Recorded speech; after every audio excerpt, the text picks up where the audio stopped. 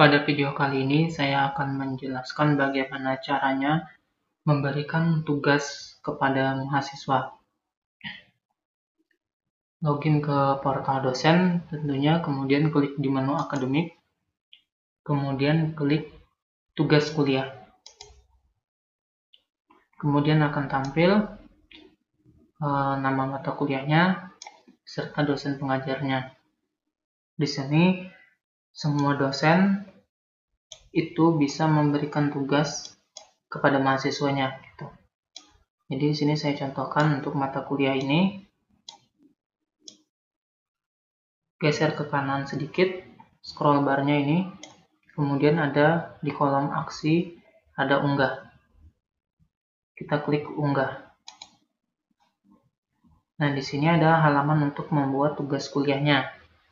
Pertama, isi nama tugas.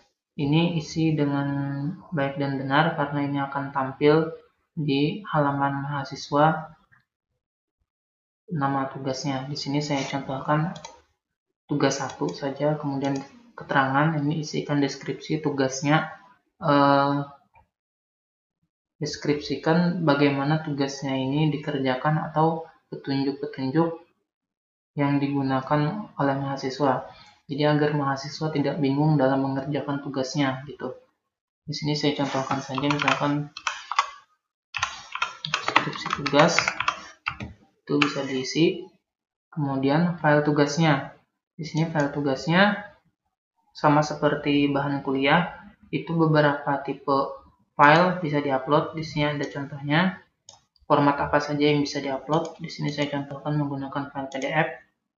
Bisa Word juga bisa. Di sini saya contohkan pakai PDF.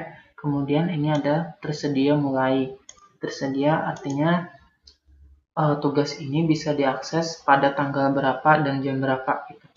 Di sini saya contohkan pada tanggal sekian. Ini jamnya juga saya atur, misalkan jam 8. Kemudian tanggal penyelesaiannya, misalkan saya beri tugas 2 hari. Kemudian jamnya saya maksimalkan di jam 11 malam atau jam 12 malam ya. Saya contohkan ini setengah 12 malam. Nah, artinya kalau sudah lewat tanggal dan jam ini, mahasiswa tersebut tidak bisa mengumpulkan tugasnya karena sudah lewat tanggal penyelesaiannya. Kemudian ada jenis tugas. Jenis tugas ini ada 2, yaitu upload file tunggal dan kegiatan offline. Jadi pada video ini kita bahas untuk yang upload file tunggal. Kalau yang kegiatan offline, ini hanya sekedar memberikan tugas saja lewat sistem kepada mahasiswa. Jadi tidak ada upload file oleh mahasiswa gitu. Jadi, nah, kalau upload file tunggal ini baru ada untuk upload file untuk mahasiswanya. Jadi kalau jenis tugasnya ini upload file tunggal, artinya mahasiswa mengumpulkan tugasnya melalui sistem Siakat ini. Kalau kegiatan offline, artinya hanya dosen yang memberikan tugas saja kepada mahasiswa. Tapi tugas yang dikerjakan oleh mahasiswa mengumpulnya tidak lewat sistem gitu. Jadi untuk yang upload file tunggal, dosen memberikan tugas lewat sistem dan mahasiswa mengumpulkan tugas lewat sistem. Kalau yang kegiatan offline, dosen memberikan tugas lewat sistem tapi mahasiswa tidak bisa mengumpulkan tugasnya lewat sistem gitu. Kemudian ukuran file maksimum ini bisa dibuat standar aja ya. Mungkin kalau untuk file dokumen tidak lebih dari 5 atau 10 MB ya. Mungkin 5 MB saja. Bisa disesuaikan tergantung kebutuhan ya. Kemudian ada bolehkah pengiriman ulang? Di sini ada tidak dan ya. Fungsinya kalau kita buat tidak, artinya mahasiswa itu hanya 1 kali saja bisa mengupload tugasnya. Jadi ketika mahasiswa tersebut salah upload tugas atau salah upload dokumen lainnya, itu tidak bisa mengulangi uploadnya lagi. Nah, jadi mungkin lebih baiknya kita buat ya saja di sini. Bolehkah pengiriman ulang? Kita buat ya. Jadi ketika mahasiswa itu salah upload atau ada gimana gitu, dia bisa mengupload ulang filenya gitu. Kemudian jika sudah semua, kita cek lagi dari nama tugas, deskripsi, kemudian filenya sudah diupload, tanggalnya sudah kita buat, jenis kegiatannya kita upload file tunggal ya. Kemudian ukuran maksimum sudah, balik ke pengiriman ulang, kita setting ya, klik tambah. Nah, di sini tugas berhasil ditambah. Kita lihat di bagian bawah, ini ada tugasnya. Nah, di sini nanti tugas ini nanti akan tampil ke halaman mahasiswa. Jadi nanti mahasiswa juga akan mengumpulkan tugasnya lewat sistem. Dengan catatan ini ya, jenis tugas upload file tunggal. Gitu.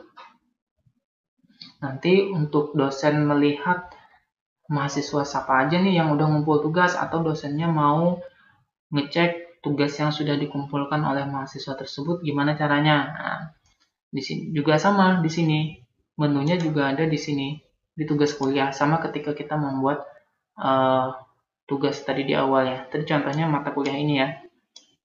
Di sini ada angka 1, artinya ada tugas yang sudah satu tugas yang dibuat. Kemudian klik di sini. Nah, di sini ada catatan.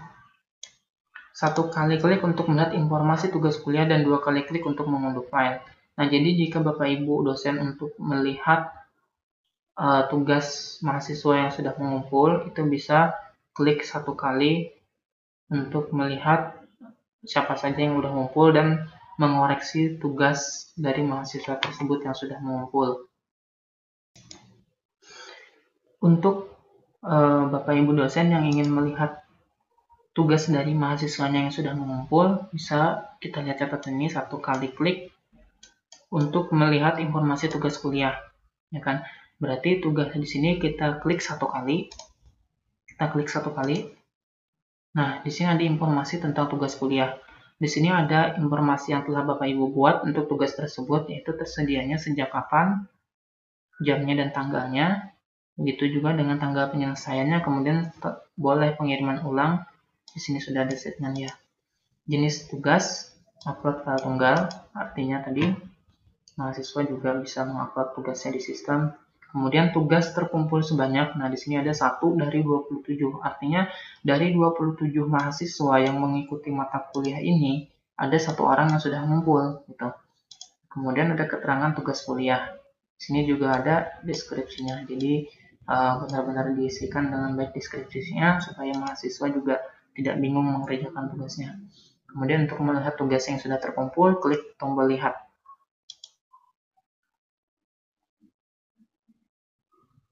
Nah, di sini daftar pengumpul tugas kuliah. Di sini ada statusnya. Di sini ada satu mahasiswa yang sudah mengumpul, statusnya sudah mengirim. Kemudian tanggal dan waktu pengirimannya itu pada tanggal ini dan jam ini. Kemudian ini filenya, file yang dikirim oleh mahasiswa tersebut. Untuk klik filenya, tinggal diklik, filenya akan terdownload. Jadi kalau dosen mau ngecek tugasnya, ini tinggal klik filenya ini, nanti dia akan terdownload otomatis. Gitu.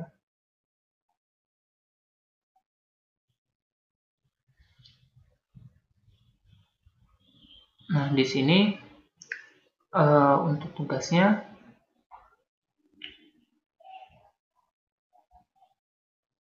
kalau sudah selesai semua, ini mungkin tugas ini tidak usah dihapuskan ya, supaya ada riwayat pembelajarannya di sini. Gitu. Nah, kemudian untuk yang jenis tugas, ini untuk yang kegiatan offline ini tidak usah saya contohkan karena ini mahasiswa tidak mengupload tugas lewat sistem ya, seperti yang sudah saya jelaskan di awal tadi, hanya dosen yang membuat tugas. Gitu. Membuat tugas untuk mahasiswanya, terus dikerjakan nanti di kelas gitu. Yang namanya kegiatan offline ya, gitu. Jadi bukan by system, terus saja. Oke, demikian untuk panduan dalam pembuatan tugas kuliah. Mudah-mudahan bisa dipahami dan diimplementasikan dengan baik. Jika ada yang ingin ditanyakan, silakan hubungi kami. Terima kasih.